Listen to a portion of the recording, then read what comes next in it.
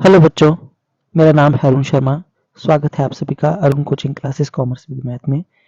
आज मैं आपको टाइप्स ऑफ कोऑपरेटिव सोसाइटीज के बारे में बताऊंगा। तो कुल मिला के ये 6 प्रकार की होती है। इस लेक्चर को शुरू करने से पहले मेरी आपसे रिक्वेस्ट है, अगर आप इस चैनल पे नए हैं तो चैनल को सब्सक्राइब जरूर करें, बेल आइकन को प्रेस करें, वीडियो को लाइक करिए, शेयर करिए, कमेंट करना ना भूलिए। तो मैं आपको पढ़ा रहा हूँ +1 कॉमर्स बिजनेस स्टडी। तो आज का टॉपिक है types of cooperative society. Cooperative society को डिवाइड किया गया है बहुत सारी कैटेगरीज में on the nature of work. ठीक है, नेचर ऑफ वर्क को ध्यान में रखते हुए जो है इसको 6 प्रकार की जो है वो 6 प्रकार की कोऑपरेटिव सोसाइटीज होती हैं, मतलब। ठीक है, ओके। तो सबसे पहले है कंज्यूमर कोऑपरेटिव सोसाइटी, फिर प्रोड्यूसर्स, उसके बाद मार्केटिंग, उसके बाद क्रेडिट सोसाइटी, फार्मिंग सोसाइटी और हाउसिंग सोसाइटी। ठीक है, जो कंज्यूमर सोसाइटी होती है कोऑपरेटिव सोसाइटी, वो कंज्यूमर के लिए है, ये प्रोड्यूसर के लिए है, ये मार्केटिंग के लिए होती है। ठीक है, ये क्रेडिट ये जो है लोन प्रोवाइड करने का काम करती है, पैसे जमा करती है लोगों के, है ना, ओके, और लोगों को लोन भी देती है। ये फार्मर के लिए होती है। और लास्ट वाली जो है हाउसिंग सोसाइटी होती है, जैसे कि आपने देखा होगा गोकुल धाम सोसाइटी, वो जो तारक मेहता वाला आता है सीरियल, तो उसमें जो है गोकुल धाम सोसाइटी है, तो उसी टाइप की होती है ये 6 नंबर की। ठीक है, तो आइए शुरू करते हैं। देखो, पहले name of the cooperative society. पहला है आपका कंज्यूमर कोऑपरेटिव सोसाइटी। फिर यहाँ पे लिखा है क्रिएटर्स। तो इसका क्रिएटर कौन है? देखिए, कंज्यूमर है। कंज्यूमर कौन? Who want to get rid of traders and brokers exploitations। ठीक है, इसको मतलब किसने बनाया है? इसको बनाया है कंज्यूमर्स ने। आपको पता है जो बड़े बड़े जो ट्रेडर्स होते हैं, है ना, जो ब्रोकर्स होते हैं, वो जो है कंज्यूमर को एक्सप्लॉइट करते हैं। ठीक है, उनका शोषण करते हैं। तो उनसे बचने के लिए जो है इसको बनाया गया है, ओके, कंज्यूमर्स के द्वारा। इसका क्रिएटर कौन है? कंज्यूमर है। अच्छा, उसके बाद यहाँ पे इसका ऑब्जेक्टिव क्या है? Eliminating middleman. जो मिडलमैन्स होते हैं, जैसे कि ये जो ट्रेडर है, ब्रोकर है, इन सबको, मिडलमैन को एलिमिनेट करना इसका जो है वो मेन मकसद होता है।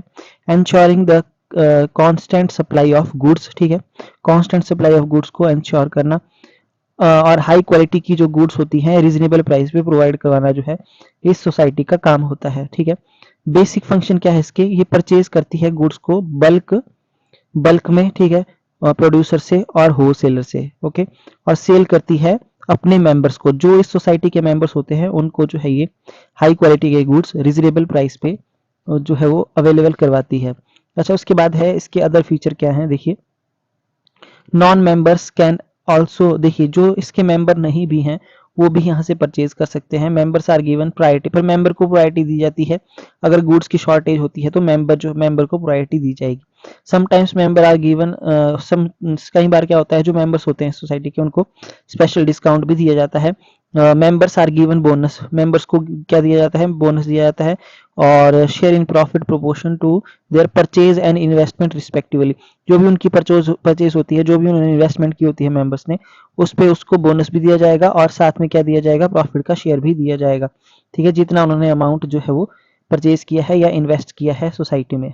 आई होप आपको ये पहली जो है वो समझ में आ गई होगी। कोऑपरेटिव सोसाइटी बहुत आसान थी ये। ठीक है, अच्छा, अब उसके बाद है प्रोड्यूसर।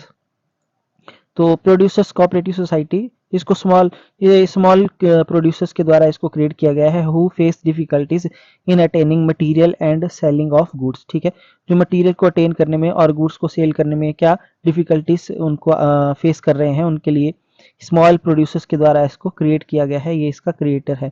अच्छा, उसके बाद है providing material and help in the sale of goods. तो इसका मोटिव क्या है? मटेरियल प्रोवाइड करना और गुड्स की सेल में हेल्प करना। Assisting members in purchasing and selling, goods को खरीदने और सेल करने में जो है मेंबर्स की हेल्प करना। ठीक है, अच्छा, उसके बाद इसका जो है यहाँ पे बताया गया है अदर फीचर क्या है इसका? Relieve producers from other burdens so that they can concentrate on production activities. जो भी प्रोड्यूसर्स पे किसी भी टाइप का कोई बर्डन है उससे उसको जो है रिलीव करवाना, और ताकि वो अपने प्रोडक्शन की एक्टिविटीज पे जो है कंसंट्रेशन कर सके।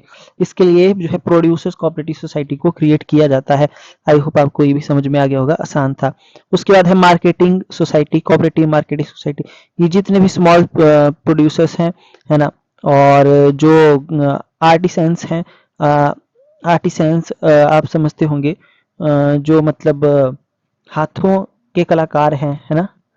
ओके, हाथों से जो चीजें बनाते हैं, जो जिनको डिफिकल्टी आती है अपने गुड्स को सेल करने में, है ना, तो उनके लिए बनाई गई है। Who face difficulty in selling their products at handsome profit single handedly.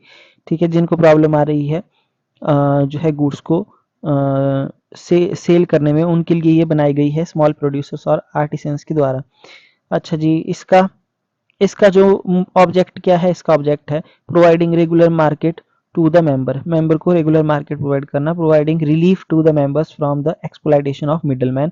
ठीक है, मिडलमैन जो है वो इन छोटे प्रोड्यूसर्स और जो हाथों के कलाकार होते हैं, जो हाथों से बनाते हैं चीजें, उनको जो है वो एक्सप्लॉइट करते हैं, तो उनसे जो है निजात दिलाना इनका मेन मोटिव है।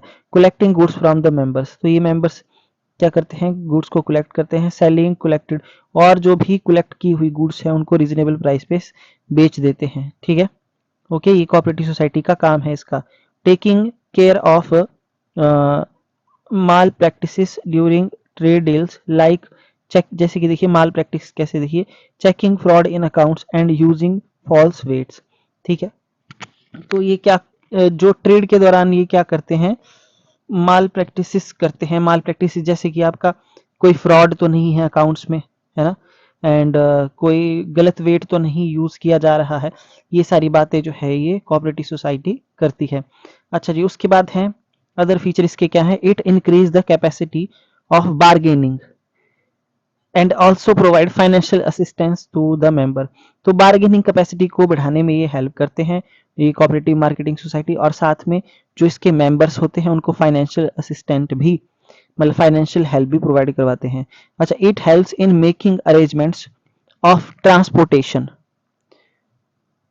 Where housing, packing and marketing research for the members. तो ये अपने मेंबर्स के लिए क्या करते हैं, अरेंजमेंट करते हैं ट्रांसपोर्टेशन की, वेयर हाउसिंग की, पैकिंग की और मार्केटिंग रिसर्च की, अपने मेंबर्स के लिए हेल्प करते हैं। ठीक है, अच्छा, उसके बाद आफ्टर डिडक्टिंग द एक्सपेंसेस, सारे खर्चों को माइनस करने के बाद, and reserve from the total cell.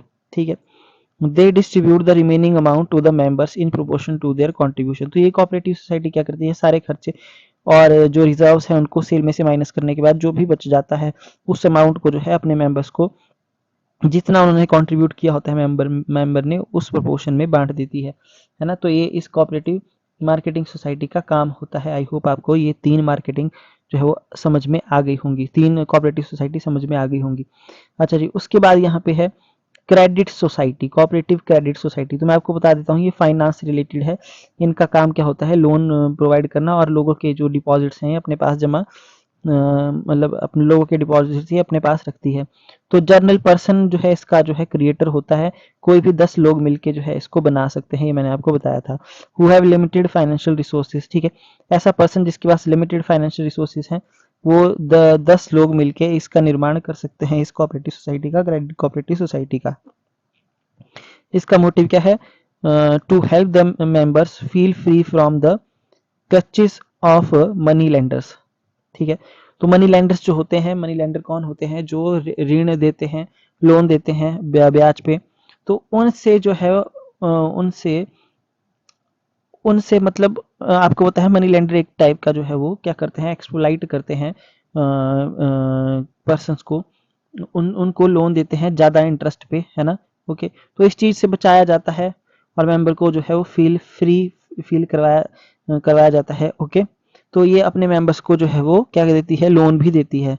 तो to encourage habit of saving, और मेंबर्स को जो है वो क्या करना, मेंबर्स को जो है वो सेविंग करने की हैबिट को एनकरेज करना इस कोऑपरेटिव क्रेडिट सोसाइटी का काम होता है। मैंने आपको बताया ये जो है डेली डिपॉजिट स्कीम भी चलाते हैं, आरडी चलाते हैं, ठीक है, और लोगों को लोन भी प्रोवाइड करवाते हैं। एक्सेप्ट डिपॉजिट, देखिए यहाँ पे लिखा है, इसका काम है लोगों के जो डिपॉजिट्स हैं उनको एक्सेप्ट करना, लोन प्रोवाइड करना अपने मेंबर को रीजनेबल रेट ऑफ इंटरेस्ट पे, है ना, इजी टर्म्स पे। ओके, अच्छा, इसके अलावा इसके फीचर हैं, there are 3 sources of funds for this society. 3 fund हैं इसके, पहला है शेयर कैपिटल, फिर है डिपॉजिट ऑफ द मेंबर, फिर है नॉन, और उसके बाद नॉन मेंबर्स के डिपॉजिट्स। ठीक है, अच्छा, दी सोसाइटीज समटाइम्स गिव्स लोन, जैसे कि मैंने आपको बताया कई बार ये सोसाइटी जो नॉन मेंबर होते हैं, जो मेंबर नहीं है इनके, उसको भी लोन जो है ये सोसाइटी दे देती है। ठीक है।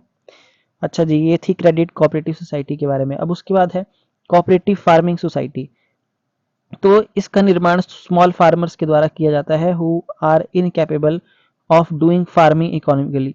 जो है वो इकोनॉमिकली फार्मिंग नहीं कर पा रहा है, इनकैपेबल है, वो उनको उनके द्वारा जो है ये बनाई जाती है cooperative farming society small farmer के द्वारा। तो इसको बनाने का मेन मोटिव क्या है? Achieving economies of scale, economies of scale को अचीव करना और हाईएस्ट प्रोडक्टिविटी को, एग्रीकल्चर में जो हाईएस्ट प्रोडक्टिविटी है उसको अचीव करना। ठीक है।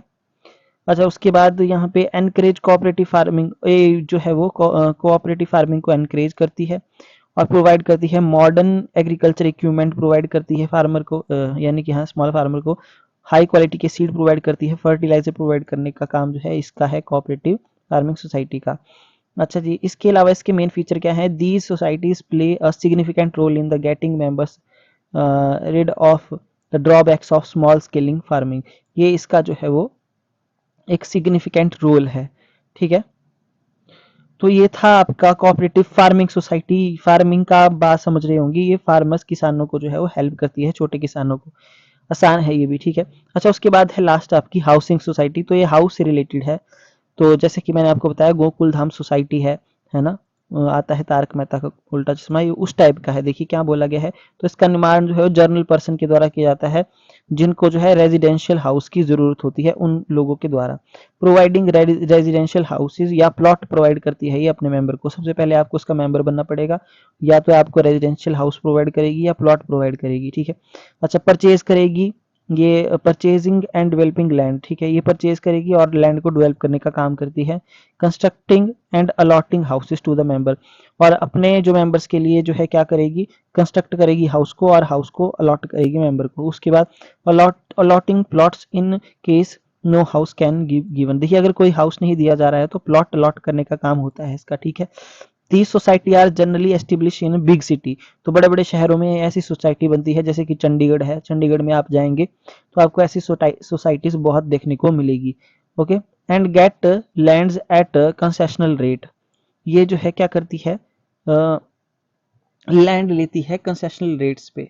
ओके। और बड़े बड़े शहरों में जो है एस्टेब्लिश होती है ऐसी society. Societies generally provide all modern facility in their house.